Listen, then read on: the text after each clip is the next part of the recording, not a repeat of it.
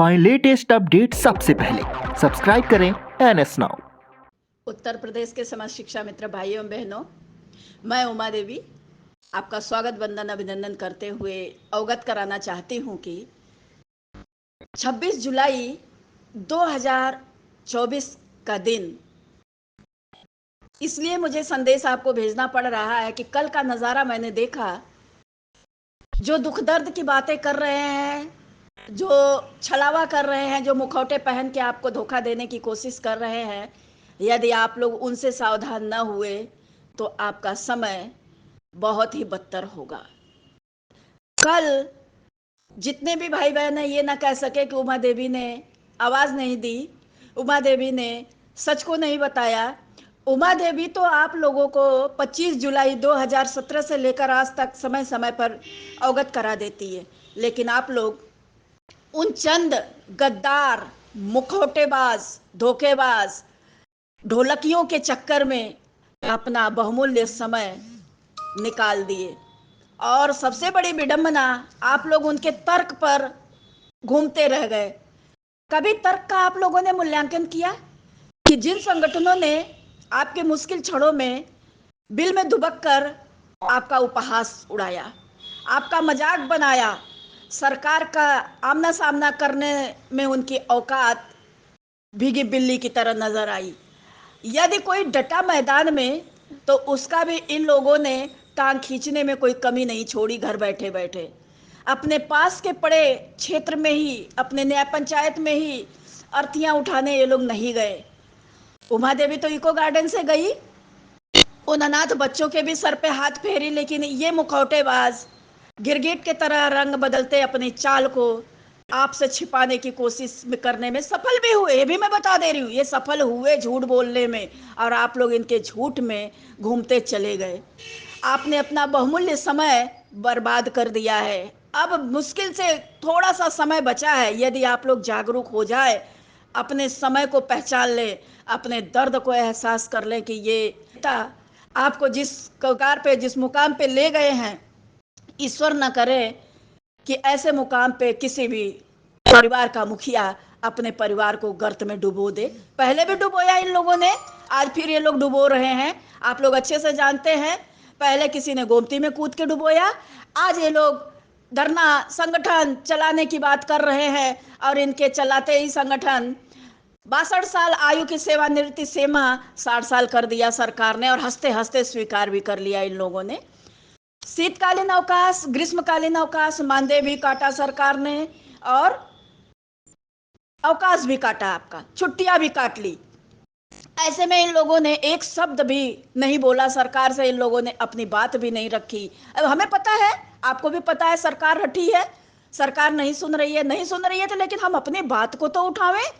वह संगठन कौन सा, वह नेता कौन सा जो अपनी बात को कहने में डर रहा हो शासन से? यानी कुछ न कुछ खोट तो उन नेताओं में है, कुछ न कुछ तो गलतियां उन नेताओं की है। मैं नहीं डरती शासन से, मैं अपनी बात रखती हूँ शासन में जाकर के। भाई, हम अगर चोर नहीं है तो हम क्यों डरे? डरने की क्या जरूरत आ गई? अरे भाई, यदि आप ईमानदार होते तो मुश्किल क्षणों में कमर कस लेते। आज मैं देख रही हूं, कल का दिन जो था दुर्भाग्यपूर्ण था। आप लोगों के जीवन का सबसे सबसे सबसे तो मतलब समझिए, इतना विडंबना वाला, इतना मुश्किल, इतना दुर्भाग्य वाला दिवस था, ईश्वर किसी को ना दे कभी। ऐसे पल में मैंने देखा कि काफी चेहरे छोटे बड़े मुखौटे लगा लगा के नाचने लगे। अरे भाई, एक मंच पे आप लोगों को आने में शर्म आ रही है? क्यों नहीं एक मंच पे आकर के बचाने का काम कर रहे हो? तुम्हारी दाल रोटी तुम्हारे पैसे से नहीं चलती है, केवल शिक्षा मित्र संगठन के पैसे से तुम्हारे घर की दाल रोटी चलती है। तो आओ, तुम्हें कमाना मैं सिखाती हूँ। लेकिन बनो, ऐसा बनो जो कि किसी के सामने हाथ न फैलाना पड़े, किसी से भीख न मांगनी पड़े। संगठन बनाया जाता है मुश्किल क्षणों से, किसी भी परेशानियों से, किसी भी विषम स्थिति से निपटने के लिए। संगठन का मतलब ये नहीं होता कि केवल चंदा वसूलो, अपने घर में मौज करो, कुर्ता टाइट करो, 4 पहिया गाड़ी में घूमो, वीआईपी होटल में खाओ, नेताओं के चक्कर लगा के चेहरा दिखा के फोटो वीडियो बना के डाल दो। बहुत लोग किए, बहुतों को मैंने देखा, जो दूसरे को नसीहत देते थे वो खुद ही उस गर्त में गिर गए। अरे भाई, समय तुम्हारा बुरा है, तो निकलने की कोशिश करो। तुम्हें अगवानी नहीं आती है तो जो अगवानी बढ़िया करता है उसे करने तो दो। तुम लोगों ने एक मंच, एक मांग पत्र नहीं स्वीकार किया हाई पावर कमेटी में उप मुख्यमंत्री डॉक्टर दिनेश शर्मा जी का, चाहे कोई संगठन हो। मैं बड़े कड़वे भाव में, बड़े सच को मैं उजागर करने की कोशिश कर रही हूं। क्यों नहीं किया? तुम्हें शर्म आ रही थी? तुम्हारे चंदे की दुकान बंद हो रही थी? तुम्हारे घरों की रोटियां कहां जा रही थी? अरे शर्म करो तुम लोग।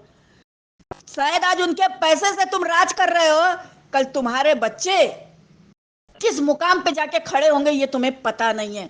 इसलिए लालच बंद कर दो। आज बुरा वक्त है, इनको बचाने की कोशिश करो।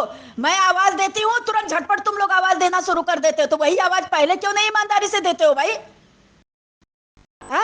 कुछ चुटपुटिया है जिले में, ब्लॉक में ग्रुप बना लेते हैं, उसके बाद आकागिरी कर देते हैं और आम शिक्षा मित्र उसमें पड़ा पड़ा तमाशा देखते रहता है। मैं आम शिक्षा मित्र से कहूंगी, ऐसे किसी ग्रुप में आप मत जुड़िए जिस ग्रुप में आपको अपनी बात को रखने का अधिकार नहीं है। जब नहीं अधिकार है, सत्य कोई समझने वाला नहीं, तो आप लोग शांति से अपना रास्ता अपनाइए। और राह बहुत मुश्किल हो चुकी है। इस राह को यदि आप लोग नहीं समझ पाए तो जितनी भी आपकी चाह है वहीं के वहीं धरी रह जाएगी। बुरा वक्त है, इस मुश्किल क्षण को फिर से समझ लीजिए, क्योंकि जब मैं घर से निकली थी तो ऐसे ही हालात थे। इन्हीं हालातों में मैं घर से सर पे अपने कफन बांध के निकली थी और अकेले निकली थी। मैंने पूरे दुनिया को एहसास कराया कि शिक्षा मित्र परिवार अयोग्य नहीं है। मैंने अपने बाड़ी से, अपने कर्म से लोगों को एहसास कराया, पूरे विश्व के मंच पटल पे अपने दर्द को रखा। आप लोग 1,72,000 की बात करते हैं, एक भी उसमें बुद्धिमान निकलने की कोशिश नहीं करता है। जो निकलता है उसको आप लोग दरकिनार कर देते हैं। बाहर लालच आप लोगों का। शर्म करिए कि आपको वह पैसा कहां ले जाएगा, वह चंदे का ऐसे जगह ले जाएगा जहां आपके बच्चे भी ऐसे भीख मांगेंगे। याद रखिएगा, क्योंकि आज जो अनाथ हुए हैं ना, वो बेचारे भीख ही मांग रहे हैं। उनके घर में रोटी नहीं है, उनके घर में कोई बड़ा छोटा पूछने वाला नहीं है, उनके सर पे कोई हाथ फेरने वाला नहीं है। तुम्हारे ऊपर उन लोगों ने विश्वास किया और आनंद फानंद में कोई जहर खाया, कोई फांसी लगाया, कोई अवसाद में चला गया, कोई बीमारियों से जूझते हुए ई लीला को समाप्त कर लिया। ऐसे में सोचो तुम्हारा संगठन कौन सा कार्य कर रहा था। तुम्हारे संगठन में लानत है, तुम लोगों के बुद्धि पे लानत है, तुम लोगों के दिमाग में गोबर घुस गया है। तुम लोग इतना ना समझ हो चुके हो कि अरे जब अच्छा समय था तब तो तुमने खूब खेला, लेकिन आज क्यों खेल रहे हो? तुम्हें पता है ना 4 दिन बाद जब तुम्हारी नौकरी ही नहीं रहेगी तो तुम कौन सा संगठन चलाओगे, कौन सा पैसा लोगे, किस पैसे से तुम होटल में जाके वीआईपी बनोगे, किस पैसे से बड़े वाले नेता बनोगे? तुम लोगों को नेता की एबीसीडी आती है? नेता की यदि एबीसीडी आती तो तुम लोग सदन की कार्रवाइयां देख के सीख जाते कि किस तरीके से लोग अपने परिवार को बचाने के लिए जी जान लगा के कोशिश कर रहे हैं। क्या वो जनता किसी के घर की है? जी नहीं, उन्होंने उनको अपना बनाया, अपना नेतृत्व सौंपा, बना करके सदन में भेजा, इसलिए वो जनता की बात को उठाते हैं। इसी तरह आप शिक्षा मित्र, तुम्हें नेता बनाया, बना के तुम्हें इस लायक बनाया, और तुम लोग उन्हीं शिक्षा मित्र को मारने में कोई कोर कसर बाकी नहीं छोड़ रहे हो। चाहे जहां से है, जैसे है, जो भी चाह रहे हो वो तुम लोग अपने मन का कर रहे हो। तुम्हें जब समझ नहीं है, अकल नहीं है, तो जो चल रहा है उसको चलने दो। जब मैं आवाज उठाई 22 दिसंबर तो तुरंत शिव कुमार शुक्ला कूदने लगा। क्यों कूद रहे हो भाई? जब तुम्हारा समय था तुम लोग निकले नहीं। फिर दोबारा मैं आवाज लगा रही हूं तो तुम 5 सितंबर को लगा के धरना बैठ गए। तुम्हें शर्म नहीं आती है? तुम ये होने में कभी तुम्हें अच्छाई नहीं समझ में आई? तुम्हारे बाप की बपौती है क्या, या किसी भी नेता के बाप की बपौती है क्या? जब लड़ नहीं सकते हो तो किसी को धोखा भी मत दो। तुम सच की लड़ाई लड़ नहीं पाए। और सुनो, तुम लोगों को यदि सच की लड़ाई की सीख लेनी हो तो मेरे पिछले धरने से ले लेना। मैंने अकेले भी गुल बजाया था और किसी माई के लाल से एक फूटी कौड़ी नहीं ली थी। कोई है नालायक जो कहते हैं हमने दिया, जैसे बदायूं से राहुल रस्तोगी। शर्म नहीं आती है इन लोगों को झूठ बोलने में। ऐसे ही कुछ और हैं जो चिल्लाते हैं। अरे क्या चिल्ला रहे हो? तुम्हें अपनी औकात देखनी चाहिए कि किसी महिला ने, किसी बहन ने तुम्हारे लिए निःशुल्क निस्वार्थ बिगुल बजा दिया और आज फिर कमर कस के खड़ी हूं बजाने के लिए बिगुल। आम शिक्षा मित्र से मेरा आह्वान है, इनकी नेतागिरी को आप लोग बखूबी देख रहे हैं। इन लोगों ने खूब चाल चली, संवरवाद की चाल चली, ओबीसी की फुट मत डाली, उसके बाद खेलते रहे और इनकी जुबान पे ताला लगा रहा सरकार के सामने। अपनी हकीकत की बात रखने में भी ये नाकामयाब है। तो विचार करिए लड़ाई क्या लड़ेंगे? आप लोग समझदार हैं तो आइए, मैं आवाज लगा रही हूं। उस आवाज के साथ चलने की कोशिश करिए। इन नेताओं के चक्कर को बंद कर दीजिए। ये जिले में भी हो चुके हैं और ब्लॉक में भी कुछ ऐसे ही गद्दार नेता हो चुके हैं। मैं इनके ग्रुपों में देखती हूँ, जब मैं सच लिख देती हूँ तो ये रिमूव करते हैं तुरंत, और जोड़ने सबसे पहले आ जाते हैं उमा देवी को। क्यों जोड़ते हो उमा देवी को? उमा देवी का खुद इतना ग्रुप है कि उमा देवी अपने ग्रुप में नहीं लिख पाती है। तुम लोगों की निकम्मापन से मैं त्रस्त आ चुकी हूं। तुम्हें समझा समझा के मैं देख रही हूं कि तुमसे बेहतर तो वह व्यक्ति है जो एक अक्षर पढ़ा लिखा नहीं है, जो अनपढ़ कहलाता है। तुम लोग पढ़ लिख करके भी हर तरीके से अपने को कमजोर, बुजदिल और दूसरों के ढोंग में रस्ते बसते चले जा रहे हो। ऐसा खेल ही क्यों खेल रहे हो भाई? तुम्हारे पास अकल नहीं है? नहीं अकल है तो जो चल रहा है उसको चलने तो दो। जब आवाज उठाओगे दो डंडे लेकर के आके खड़े हो जाएंगे, दो पिक पिक पिक पिक बोलना। अरे क्या बोलते हो? बोलने की तमीज सीखो पहले। कब कहा क्या बोला जाता है, कैसे मांगा जाता है, शासन में अपनी बात कैसे रखी जाती है। जब मैं मांगती हूं तो ये गुलदस्ता भेंट करने जाते हैं, ये मुकुट पहनाने जाते हैं, ये पैर छूने जाते हैं। उमा देवी लड़ती है तो सरकार कि जो जी हाँ में हाँ मिलाएगा, जी हजूरी करेगा, सरकार उसको बुला लेती है। क्यों? क्योंकि इन्हें आपके हित की बात नहीं करनी है, इन्हें अपने स्वार्थ की बात देखनी है। इनका ठेका पट्टा चल रहा है, उमा देवी का कोई ठेका पट्टा नहीं चल रहा है। उमा देवी अपने नौकरी के लिए आज भी लड़ रही है। क्यों लड़ रही है? इन्हीं लोगों की देन थी। इन्हीं लोगों जैसे गद्दार कुछ मेरे कानपुर में भी बसे हैं।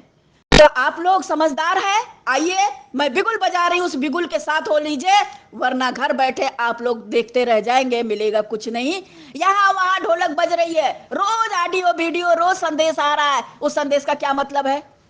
जब आप अपनी बात सच्चाई से शासन में रख नहीं पा रहे हैं तो उस ऑडियो वीडियो फोटो उस खेल का कोई मतलब नहीं है। दूसरे को तुम लोग कहते हो अरे भाई खेल तो तुम लोग खेले बहुत बढ़िया, बिल में दुबके भी रहे, हमेशा चंदा भी वसूल रहे हो, कुर्ता टाइट करके चरपैया में घूम रहे हो, वीआईपी होटल में तुमको खाना चाहिए। जो फुटपाथ पर लेकर चला है आम शिक्षा मित्र को, उसके आत्मा से पूछो जरा। जो अपने घर का पैसा लगाया उसकी आत्मा से पूछो जरा। जो आज भी फुटपाथ पे चल रहा है उसकी आत्मा पूछो जरा। जिसके बच्चे अनाथ हुए उसकी आत्मा से पूछो जरा। काश तुम लोगों के साथ यही ईश्वर दोहरा दे तो शायद तुम लोगों की औकात समझ में आ जाएगी। इसलिए कह रही हूं कि तुम लोग अजीज कर दियो नेतागिरी नेतागिरी नेतागिरी। तुम्हारी बुद्धि मत मारी गई है, क्योंकि तुम लोग जब एक होने का नंबर आता है तो तुम अलग अलग अलग अलग अलग अलग टर टर टर टर चिल्लाते हो। क्या चिल्ला रहे हो? बंद करो अपनी आवाजें। नहीं बंद कर पाओगे तो सोचना कि तुम्हारी क्या भयावह स्थिति होगी ये तुम्हें पता नहीं है। आज मैं बहुत कल का तमाशा, कल का नजारा देखते देखते अलीगढ़ के ग्रुप में मेरा दिमाग एकदम खराब कर दिया इन लोगों ने। बस कल मैंने बहुत अपने को संभाल करके कल मैंने इसीलिए कोई खबर नहीं डाली। ये लोग दिखा रहे हैं अरे भाई हम श्रद्धांजलि दे रहे, जब वो बेचारे मर रहे थे तुम बगल में पूछने नहीं गए हो। चाहे वो कोई संगठन रहा हो, चाहे वो कोई शिक्षा मित्र रहा हो, हमसे साफ सुन लीजिए, क्यों नहीं पूछने गए? तुम्हें शर्म आ रही थी? है आज वो नहीं है तो तुम भावभीनी श्रद्धांजलि अर्पित कर रहे हो, मारने के बाद उन्हें जिलाने जा रहे हो। जब वो मर रहे थे तो तुम लोग कहां थे? मर गए थे जब उन्हें जिंदा नहीं कर पा रहे थे। आज खेल रहे हो तुम लोग। बंद करो ड्रामा, एक मंच पे आ जाओ। आओ मंच पे, नहीं तो फिर और कुछ बुरा होगा तुम्हारा, ये समझ लेना। और आप शिक्षा मित्र से मेरी आखिरी अपील कि आइए, मैं बिगुल बजाने के लिए तैयार हूं। मैं उतरूंगी मैदान में, शासन से मैं अपने हाई पावर कमेटी की मांग करूंगी कि शासन हाई पावर कमेटी क्यों दुबका के रखा, क्यों छिपा के रखा, कमेटी क्यों बना रहा है? जब उसे देना नहीं है तो साफ साफ बोले। कम से कम ये जो 10 साल चला गया उसमें शिक्षा मित्र अपने जीवन को कुछ और सुधारता। उसने शासन की राह देखते देखते उसके आंखें पथरा गई है। तो शासन तो खेला, शासन से ज्यादा तो आपके शिक्षा मित्र संगठन खेले। बहुत साफ सुन लीजिए मेरे से, आप लोग जागरूक हो जाइए। आइए एक मंच एक आवाज के साथ मैं बिगुल बजाऊंगी। ना किसी नेता की जरूरत है, ना किसी अभिनेता की जरूरत है, जरूरत आम शिक्षा मित्र की है। इसी के साथ अपने वाणी को विराम दूंगी। धन्यवाद।